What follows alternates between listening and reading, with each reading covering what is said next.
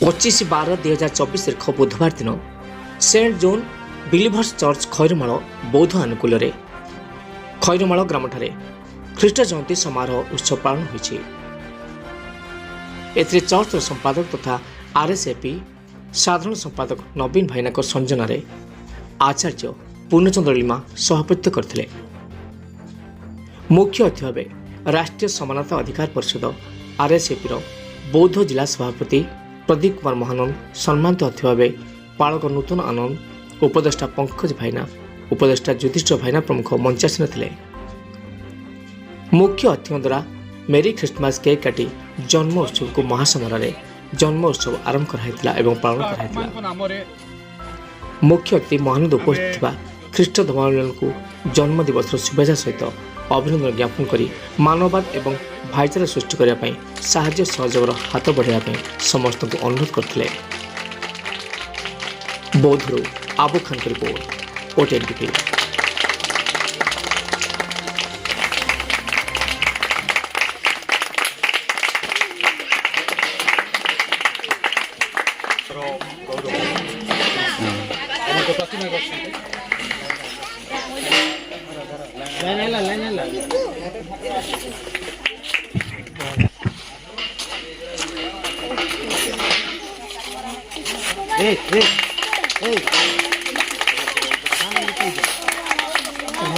ଏହିପରି ସର୍ବଦା ଆମମାନଙ୍କୁ ଏହି ସଂସାର ମଧ୍ୟରେ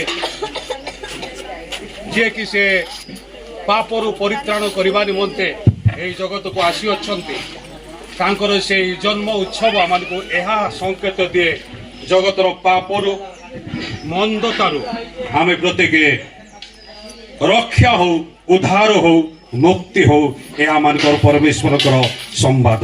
ଆମେନ୍। ପ୍ରଭୁ ଆଶୀର୍ବାଦ କରନ୍ତୁ।